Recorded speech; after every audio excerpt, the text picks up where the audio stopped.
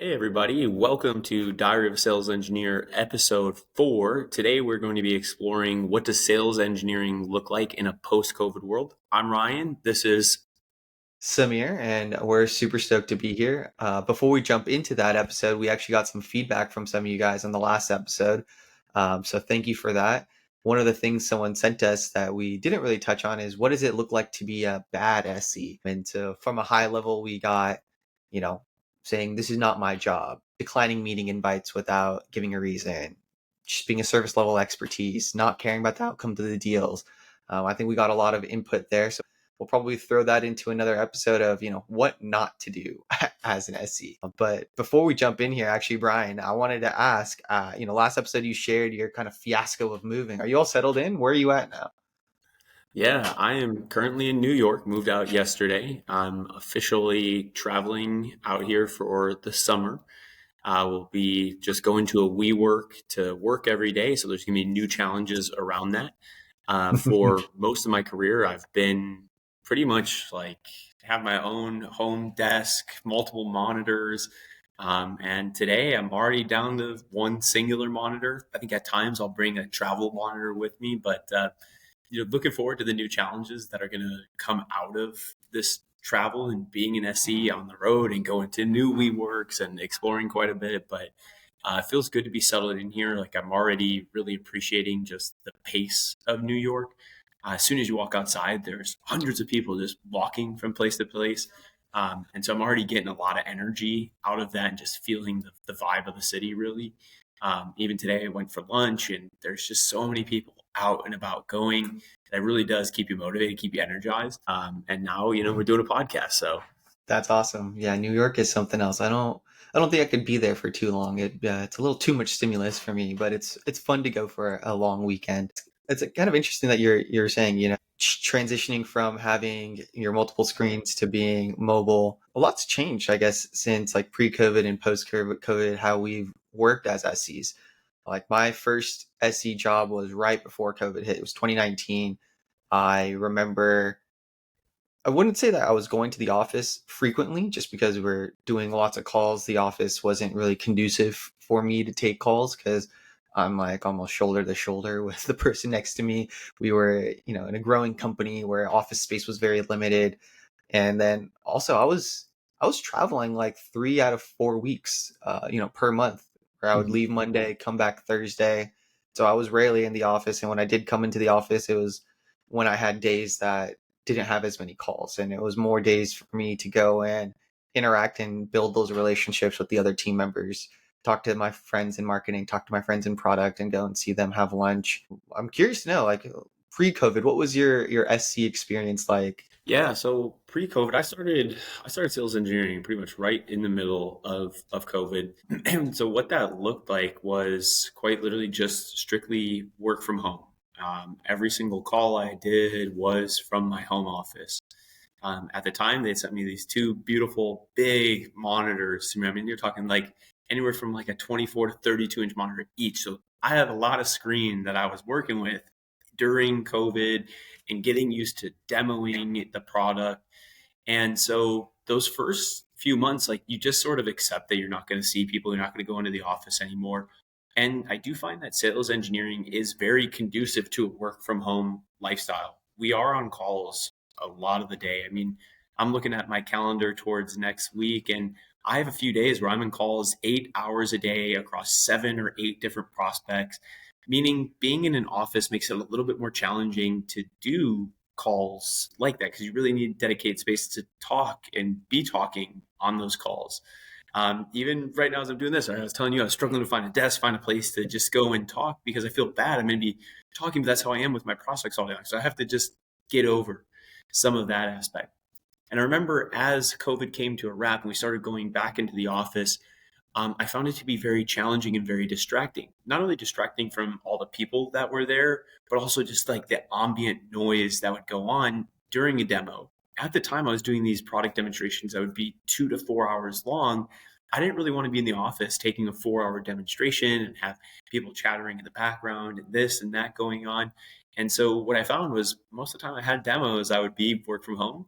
And then on lighter days where I just had like shorter discovery calls or internal calls. Those were the days that I was trying to go into the office and see people because I didn't want to do the demo. And so I do find that like the COVID lifestyle, I got really used to it as a sales engineer, but I'm pretty much embracing it now of being like the travel SE. And I think there's so many different challenges that come around being a traveling SE and also just getting comfortable too. Like, how do you demo off of one laptop if you can? How do you demo off of one little travel monitor? I think there's just so many like different avenues that can be explored within this idea of how to do sales engineering on the go.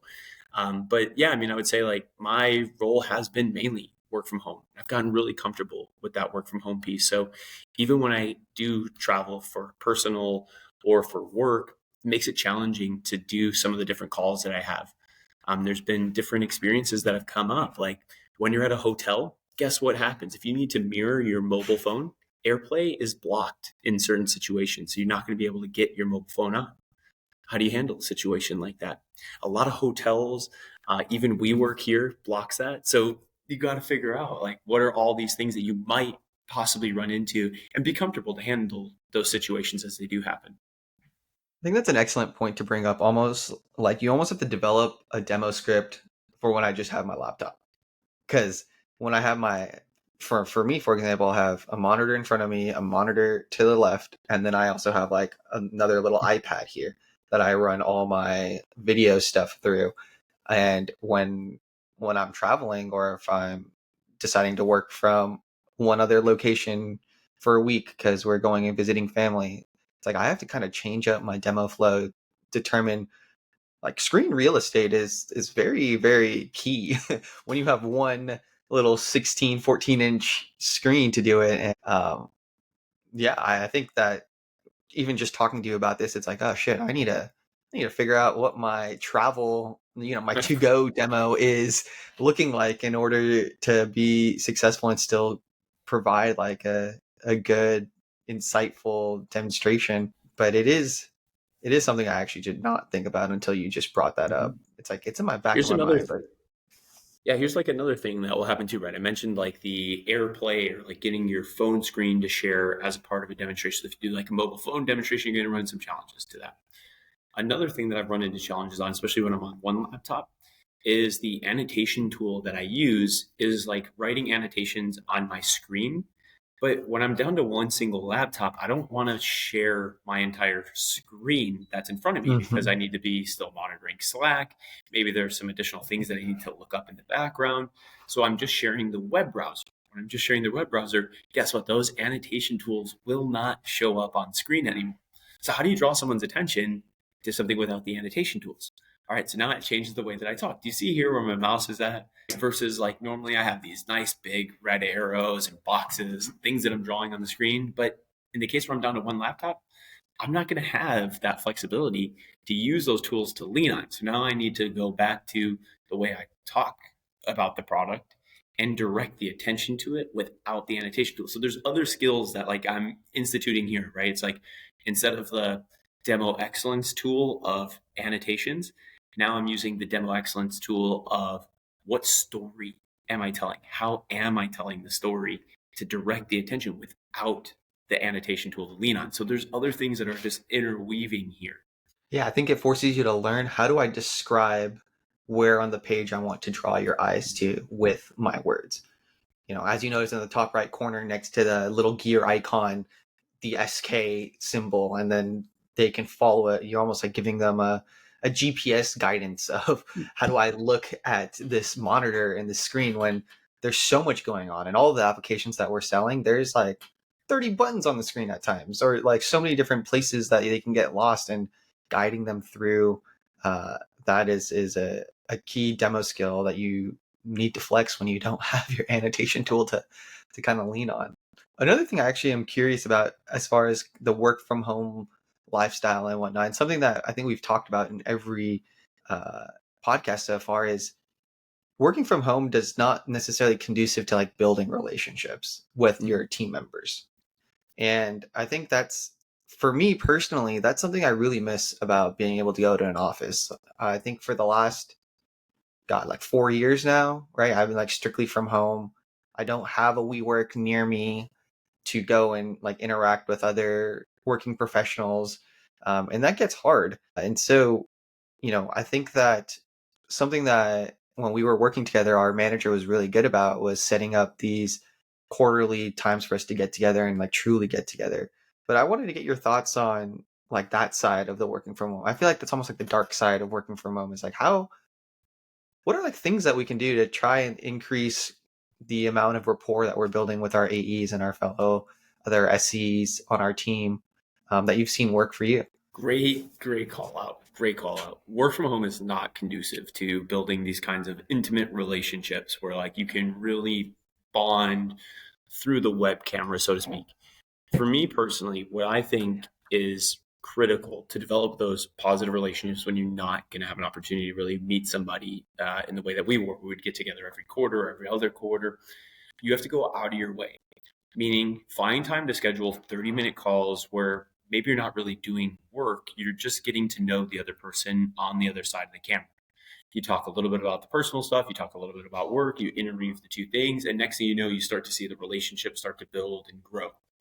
I think another thing that can be done is like if you have your coworkers' phone numbers, feel free to just shoot them a text instead of shooting them a Slack message or a Teams message or an email. Guess what the text does? It kind of like de-escalates it. Oh, wait a second. Ryan isn't just my coworker. Ryan is also somebody I'm developing a personal relationship. He has my phone number. He just shoot me a text message. I was actually on a walk earlier today and look, wanted to meet with one of my reps on something, and I knew we didn't need to be on the laptop for it. So what I do? Take it on the walk, right? Hey, just let's just talk really quick over the phone. When you talk on the phone, it develops a different relationship than when you're talking on Zoom. So I think there's ways to build relationships, but I do think you have to be intentional about Mm-hmm. how you're building the relationship. No, I love the intentionality of it. And, we're talking about traveling, even knowing where your other teammates are located in the country or in the world. And if you are over there for a business meeting, seeing if there's a way for you to see each other. For example, one of the reps that both me and you worked with is out in Chicago, and I hit him up and I was like, "Yo, I'm going to be in Chicago next weekend. You want to meet up for a drink?" And well, we don't work together anymore, but like we have that relationship where I can go and do that. He's like, "Oh hell yeah!" Like I know all the spots. Like, it's like I want to go to. I told him I want to go to a rooftop bar. He's like, I know Hmm. exactly where to take you. I think Are you going to having get a those cheeky relationships. savvy bee on like when you meet up? You're going to get a cheeky savvy bee when you're on that rooftop. Oh, 100%. It's going to be like 85 in Chicago, beautiful, sunny, and it's prime Savvy B weather. But that being said, that's because I know he's in Chicago and there is a little bit of planning before arriving in that destination. Even like I have to go to the Bay Area for a customer meet, and I'm already trying to figure out, okay, I have some limited time. I want to see some friends. I also want to connect with some old coworkers who are starting to like develop as my friends. And so being intentional about that. I love walking meetings, what you just described. Mhm. I would do that always on my one-on-ones with my manager, especially because there's nothing to really share like over the screen most of the time. It's like you're catching up on what you're working on. And working from home is also not conducive for getting exercise or like walking around during the day. But forcing walking meetings, that's great. A great call out. It's probably one of my And favorite hand up, favorite ways. hand up. Like on my end, I am not intentional enough about those things where like I'm doing the walking meetings enough. I get caught up in like the day to day grind where next thing you know, I've been at my laptop for like 9 hours. I walk outside, I see the sun for the first time. I'm like shielding my eyes away from the sun because I just have been like locked away in my home office, which is why I'm really embracing the challenge of really being on the go now for the next few months as a part of my career. Is it's going to challenge me in new different ways to really embrace the other aspects of a walking meeting, of a just taking a meeting and being somewhere and being okay to be in a coffee shop and have some other things going on. Like there's ways to still do this and navigate through it where it doesn't have to feel really uncomfortable. You don't always have to sit at your computer all day long. A one-on-one meeting is a perfect example of time to actually get up and get out. And I'd always tell myself, all right, today's the day I'm going to do my walking meeting. But then I would say, oh, well, I only have 15 minutes after the walking meeting's done and I need to get back to my computer and I got to be ready to screen share. But the 15 minutes I could have done it and I wasn't intentional enough about it. So I do think that there's some good ultimately that will come from me from like a health standpoint and just seeing some sun every once in a while, man. I'll tell you, I get buried away in the at home office. Yeah, man. I'm right there with you. Especially now being in the Midwest where the summer, like the sun is it's such a like scarce resource in the winter that every day when I have it in the summertime, it's like I need to go and like sit and just do some photosynthesis because otherwise I get sad. Like, I get low key depressed just because there's a lack of sun in comparison to where I've grown up in the past. I do think one thing I do want to like focus in on a little bit for today though is for the sales engineers or pre-sale folks that are out there that are in this work from home environment, even post COVID, right? Like majority of your calls are being done on Zoom. Is there are going to be aspects of the job that may require you to travel on site to meet with prospects. Now, if you're telling yourself right now in the field of pre-sales, I haven't gone on site with somebody yet. What is it going to look like? You might be a little bit nervous, especially if you're a sales engineer. This could be the first time you're going to be demoing the product without all the screens and all the things that you typically are used to. Some things that I would recommend for that specifically. One, before you even leave, make sure you have a checklist of all the different things that you are going to need for the onsite. That's having your laptop, it's having your mouse, it's having your mouse pad, it's having headphones, your charging cord, additional cords. Bring an HDMI cord, bring all the cords that you could possibly think of because you do not know the tech setup of that place. Some places might be really great where you can just AirPlay. Some places are not going to be that great. You're going to have to actually work with their team to figure out how to get it to share. So having extra cords and extra things available to you is really important.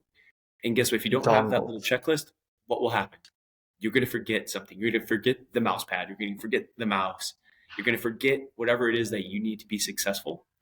So I find that it's really important to make sure that you know exactly the tools that you need to bring with you to even go on site and be successful. Yeah, I can't tell you the number of times where having like dongles have saved me because I mean, if you have a Mac, right, you got two ports, and if you need to put your charger in, an HDMI cable in, and your USB drive, like you're screwed.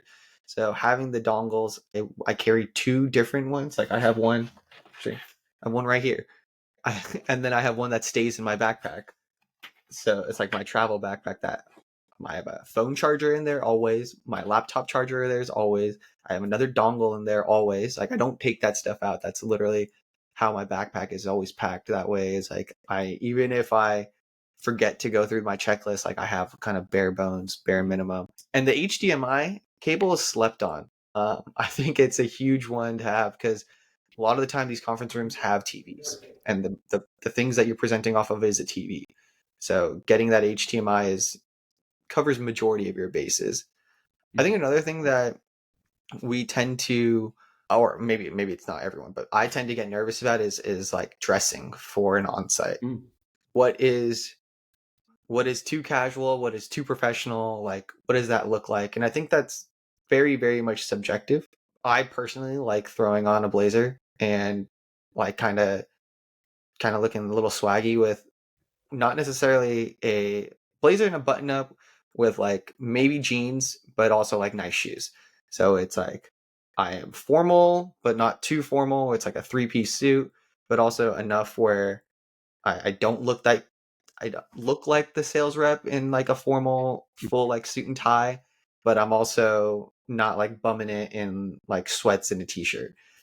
So like I'm curious, like I would always think about like my shoes matching my blazer and then like my belt, and then everything else is like in between. I know when I was going into the office, one of the first things I said, I was like, I want to be known for the guy that dresses really well.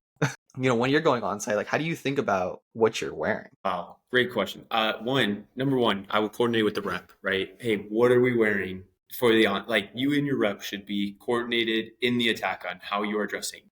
You do not want somebody coming in jeans and a t-shirt, and then the other one comes in a full suit, because then the prospect's going to look at you and say, "You two didn't even remotely talk to each other today. You weren't together before you even came over here. Something is off about this whole situation." Now, the way that I approach my on-sites is with the mentality of always being overdressed versus underdressed. because I know myself personally that if I'm underdressed for a certain situation, I would feel really uncomfortable, and it wouldn't allow me to really succeed at my or be at my highest level on an Hmm. onsite. Whereas if I'm overdressed, what can I do? I can take the jacket off as soon as I get in. I can maybe unbutton one or two, right? Like I don't. There's ways to still be comfortable even though you're overdressed because no one's ever really going to judge you and be like, "Wow, they're so overdressed to come here." I do also take into account the interactions that I've had with the prospect before. How are they typically dressed? Are they always in a t-shirt? Are they always in a polo? Are they always in a button up? Now, if the prospect's always in a polo, it does give me an inkling to know that they're likely more business casual. So what I might plan to do is day one of the onsite, I'll just come in like slacks and a long sleeve button up. But on day two, I'll have brought with me a pair of jeans and a polo. So that way, if I go there and on day one, majority of them are all in jeans and a polo, I know that day two, I can show up in jeans and a polo and meet it. But they're never going to judge me for coming more dressed up that very first time of meeting because it helps establish a really good impression with them. So I do think it's important. You got to take a lot of factors into account, but make sure you coordinate with your rep. You do not want to be so far off basis in the way that you two are dressed that it looks really weird. You want to make sure you're on the same page. Yeah, it's a great point of it's never gonna be bad if you're overdressed. Like when in doubt, if you are worried about should I wear a blazer or should I not, just wear the blazer. Worst Yeah. case scenario, you take it off right when you get into the meeting because everyone's in a t-shirt, and you're like, all right, I'll just take it off, roll up my sleeves a bit, and now I'm I'm kind of matching the vibe or a little bit closer. So I think that's an excellent point. Aside from like customer on-sites, that's one version of travel. I think another version of travel that is starting to become more and more prevalent is just going to events and working the booth. I think maybe we can transition into like working the booth and giving demos like that is a very different skill set and way of interacting with folks than it is going over Zoom or doing it even on an on-site. And not only is it different, it's like an entirely different skill set that comes into play when you're working a event or you're working a booth. The events or booths, they are going to force you to come out of your shell in ways that maybe you're not even. I like to put myself out there, right? So like the booth is kind of like an area where I just get to really be myself. I'm okay saying hi to 1,000 different people. Yep. Hey, I'm Ryan with Vic AI, blah blah blah. Here's my 20-second spiel. Here's my 40-second spiel. My 60-second spiel. Here's my 10-minute spiel, right? Because I need to know instantly as we meet what level of a pitch do they want to hear, what level do they not want to hear. I also have to know that if they're losing interest as a part of the pitch, how to cut off the pitch and wrap it up really nicely so that way they don't feel like they're standing there for too long. Because sometimes at these different conferences that you go to, you might be interacting with people that are not necessarily buyers of your software, but they might know people that are. So it's still good to give them like a brief pitch, and then ask them, "Hey, is there somebody else at your company that would maybe be interested in the technology that we sell?" But as an SE, something else you might have to do there is you might have to demo on the fly. You might have a prospect either like book time to come to your booth or show up and say, "Hey, I'd really like to see just a brief, quick product demo." And you're going to have to get out your laptop, put them over your shoulder and say, "Hey, here's exactly what I'm doing." Meaning they have like the view behind the curtain in the Wizard of Oz, right? Like they're now getting to see exactly what the hands are doing, where the eyes are Yeah. at, how am I taught, right? So that's an entirely different skill set to utilize. I do think the way that I approach those are like you got to go in just knowing you're going to say hi to a lot of people. That's okay. Just embrace that piece of it.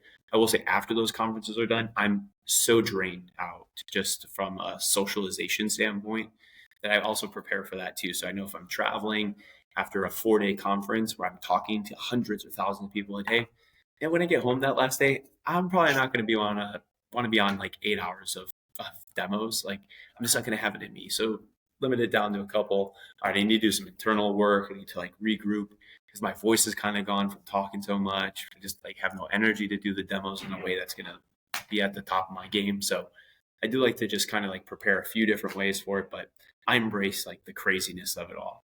Yeah, I think other things that are not necessarily like in the job description as an SC is you have to sometimes go out and like encourage people to come to the booth. Mhm. Like you have to be like some in my experience we'll have like some swag. People will kind of slowly walk by the booth, look at the swag, like they're in their mind, they're like, is it worth us stopping and having this conversation? And at that point where you see that, you have to almost like jump in and be like, oh hey, like have you heard of whatever company you are representing? Like, and then you have to get that initiated conversation. It's almost like you have to put your SDR hat on a little bit, where you're cold calling people, but they're semi warm because they're walking by your booth. And then I think other places that you, I think the reason why these conferences are so exhausting is you're like on 24/7. Like Mhm. during the happy hours, you're just in line. All of a sudden, you start talking to someone. Naturally, they're going to ask you, like, oh, what company are you here from? You're going to ask that. That's just a very common, easy conversation because everyone's here for professional reasons. So everyone here works for a particular company in a particular domain that's somehow associated to the conference. And that gets tiring over time. But at the same time, I feel like at the end of whenever I like finish a 3 day conference, I've like dialed in my like 20-second pitch. Mhm. Like it's dialed in. Like I don't even know how. I mean, I do know how. It's because we're repping it like hundreds and hundreds of times over the course of the multiple days. But I think being able to know that 10-second, that 30-second, that 60-second, that 10-minute definitely then helps you even instill like what is that one thing that was clicking with people while I was in person across all of these hundreds of people I talked to, and then how can I really focus that one thing in my day-to-day like deeper dive demo. Like, hey, we were at this conference and everyone was Mhm. worried about this thing happening in the future. Here's how our product was able to adjust their worries and help them solve those types of problems. Conferences are I really do fun. love, yeah, I do love on that point. Like, I do love to take a conversation from one of these events and then use it as a part of my demonstrations. You know what? I was Yeah, actually just at an event a few weeks ago, and somebody told me that exact same challenge that you had. Like, I think there is a level of like personalization and connecting to somebody on that front. Like, it's such a great story to include because it's real. It's a real story that you have. I think sometimes like a lot of SEs get lost in this idea of like storytelling only ever is a customer story, or storytelling is only ever the work you've done specifically with prospects before.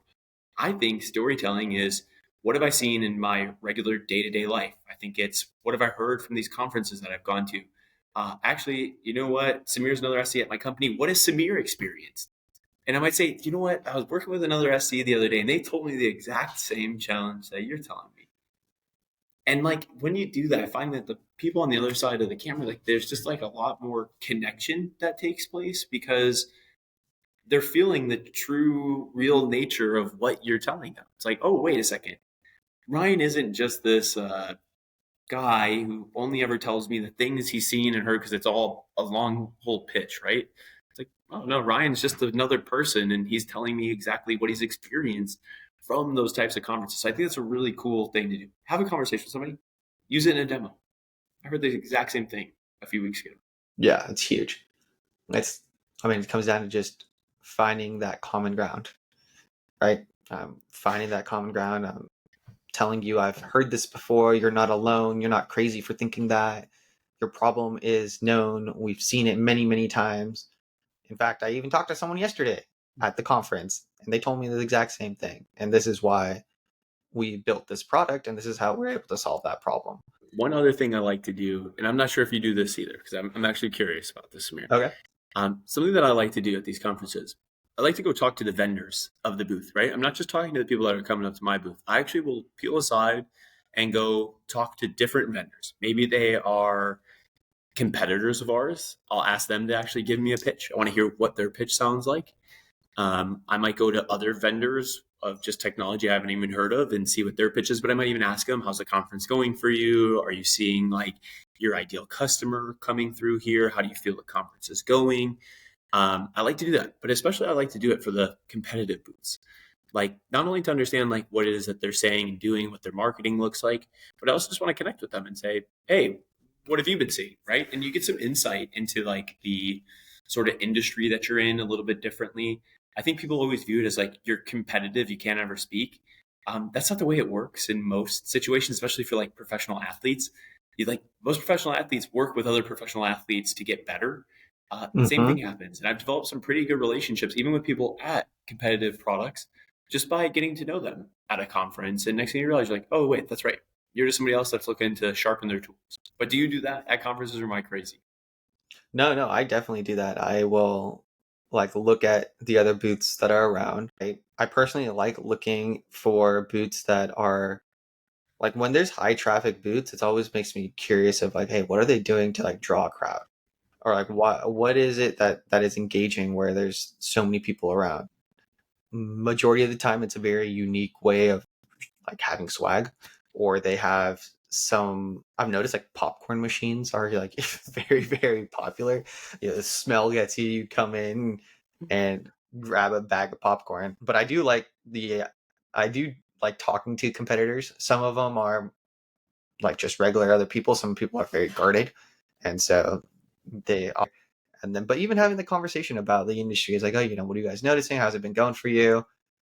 Hey, a lot of people here are just, it's not a great conference because nobody is really here to buy. Or actually, we've gotten a lot of interesting questions, and we've noticed the market is moving in this direction, and our competitors saying that is actually good for us to know, because it's like, oh yeah, I've actually seen that too. Like, we are both in the same industry attacking the same problem, and ultimately if the goal is to delight our customers, whether they're delighting them or we're delighting them, of course we want to delight them, but we want to solve the problems at the end of the day. And so we can say, hey, these are the problems we're seeing.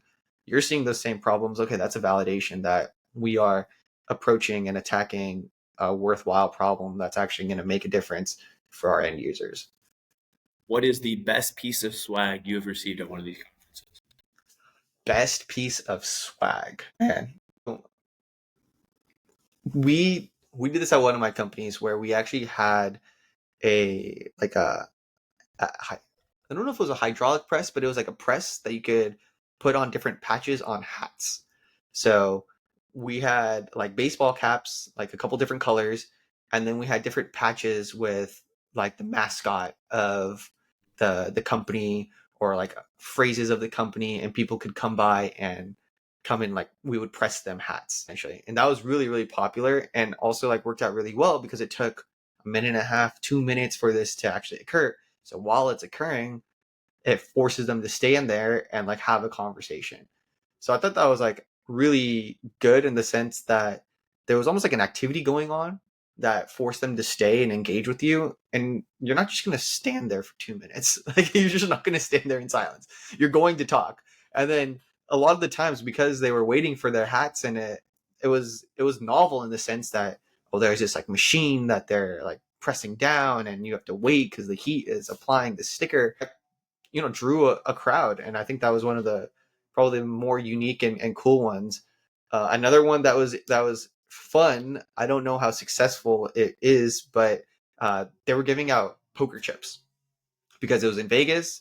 And so they just got a bunch of $1 chips, because you're not allowed to give cash. Poker chips were not cash per se, so it's kind of a gray zone, and it kind of fit the theme of being in Vegas and gambling. And it was at the casino, it was at the hotel where the conference was being held at, also had a casino, so it kind of worked out. And that was pretty novel, it's pretty cool. Those are two that are coming to mind. I mean, I always love socks. I know you're a big socks guy, so the I, sock swag's always useful. But what I about you? didn't Those are the ones know that you we. weren't allowed to give cash because I see at all these conferences all the time the putt for cash now. Like the putt for cash is huge at these conferences where you go up, you putt, if it lands on one of the bills, you get to take the bill. So that's interesting to hear because I don't know if they're allowed to do that now. I'm It might just be got me conference by questioning. conference actually. So I Okay. know the one that I was at, because I talked to the vendor who was giving out poker chips, and they're like, we were trying to like think of something unique, and like cash wasn't something that we could give per the guidelines of the conference, and so we did poker chips. I have one of my favorite giveaways that I've gotten is a portable charger. But it is like the world's best portable charger. It's not like just one that you use once and it has like 10% battery in there. This thing has a full iPhone battery in there. So guess what's in my go-to travel bag? Outside of all my cords and dongles, is the portable charger. Because I might be on site, there might not be an extra outlet for me to charge up one of my devices. No worries, it's portable charger. Like, it's perfect. So I do really like that as a giveaway. I thought that was awesome, and that came from me just going up and talking to the different vendors and saying like, "Hey, I saw you guys were giving away portable chargers. It looks awesome. Can I get one?" Yeah, of Yeah. course you can get one. Like I would say, like, don't be shy to talk to the other people that are there too. Like, even though they're at a booth, like, they're there to meet and network and get to know other people that are there. So I do think that's a good route to pursue as well on these on sites. But like, I don't know, the post-COVID world as a sales engineer, I think has changed again because there is still this concept of work from home, but some of you might be going back into the office. What does that look like? Also, just like traveling on site more and going to conferences. All these things are going to be different and unique experiences. So it's good to be really mentally prepared for the experience that you have in front of you. I'm going into the office today. What does that look like against my schedule? How many demos am I in? All right, if I'm in a few demos back to back, I just have to know that there's going to be ambient noise that happens because I'm in an office. It's not going to be able to go away. And if a prospect were to ever say anything, hey, I'm in the office today. It's loud and rambunctious here because we're doing a lot of great things. Boom, Yeah. awesome. On to the next one, right? If you're going on site to meet with a prospect, get prepared. Get ready to know what is in your go-to travel bag to set you up for success. I agree with Samir. I don't think you need to go through like the checklist each time. I just have the travel bag ready to go. In addition to that travel bag, my wife bought me a like travel bag for all like the minis you get down a Target aisle. That's also just in there, like ready to go. Yeah. So that way, even if I get that last minute notice, you need to go see this prospect in 24 hours, I'm ready to go. I don't got to go to Target and pick up the 10 little mini things that I need, from contact solution to toothpaste and floss. Like, it's all just in the bag.